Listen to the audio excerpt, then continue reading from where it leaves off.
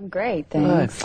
Right. Let's talk about the film a little bit. The title, The End of Violence, sounds rather simple and straightforward, but it's a far more complex film than that. How do you describe it?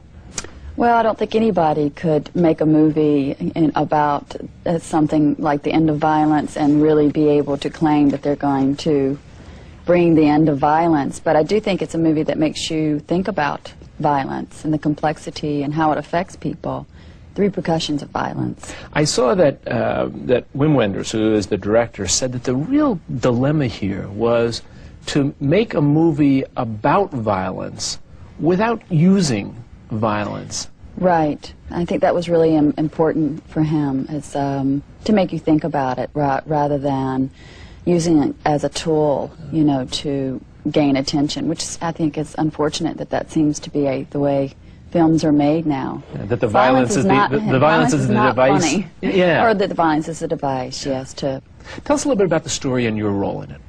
Well, I play a woman who's married to this producer who's extraordinary.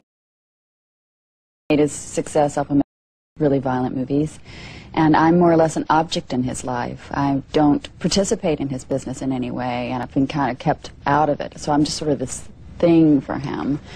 And some things happen in my life, and all of a sudden I'm put in a position where I have to take over the business or either give it over. And so I do, and I start to feel what it feels like to be able to have that kind of power. There's a real compelling evolution of your role in this film. Let's take a look at the bite here for a second, then I want to ask you about that. Let's watch.